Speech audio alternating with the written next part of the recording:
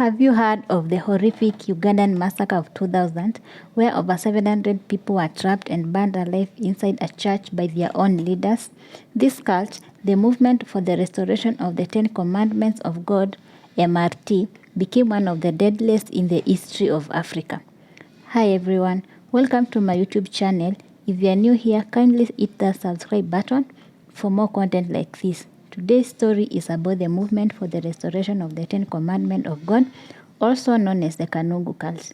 Before we dive in, I want to warn you that this content involves violence and horrific events.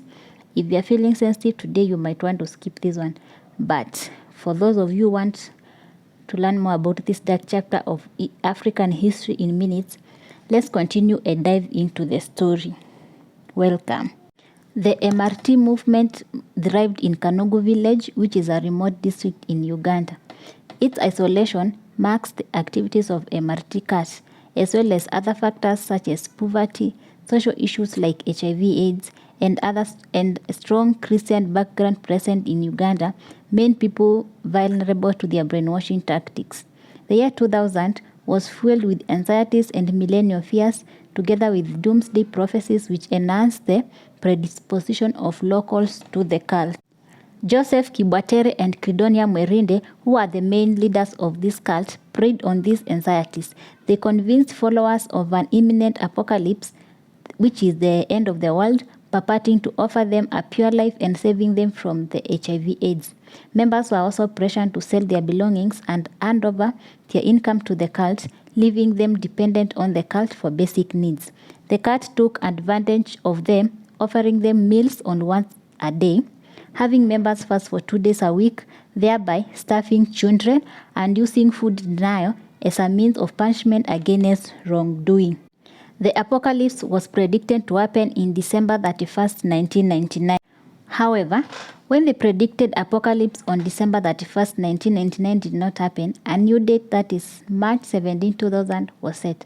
On that day, followers were lured to a church service where the doors and the windows of the church were shut and kneeled upon the start of the service. Few minutes later, a fire erupted inside the church where hundreds of people were trapped and burnt alive. However, this was not an accident. So what happened? The leaders and set their congregation ablaze, where they themselves escaped from the incident. The main twist in this story incepted when mass graves were later discovered within the church compound. The discovery of these graves revealed that the cult leaders had likely been killing members for years. Initially, Ugandan authorities had dismissed the matter as that of mass suicide, but with this new discovery, they changed the matter to a mass murder, thus declaring the cult leaders as fugitives. The cult leaders, nonetheless, managed to escape, with sightings reported in DRC, Congo, and Malawi. To date, their whereabouts have not been traced, nor has any of the leaders of the cult been brought to the book. These leaders vanished and they never faced any justice. The true number of people who were found dead from the massacre is estimated to be between 700 and 1,000. Survivors were left traumatized and without any answers of what had happened. Many aspects of the cult activities and the fate of the remaining members remain a mystery.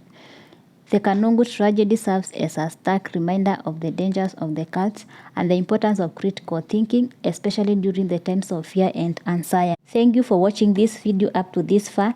Let's meet it in my next video. Thank you.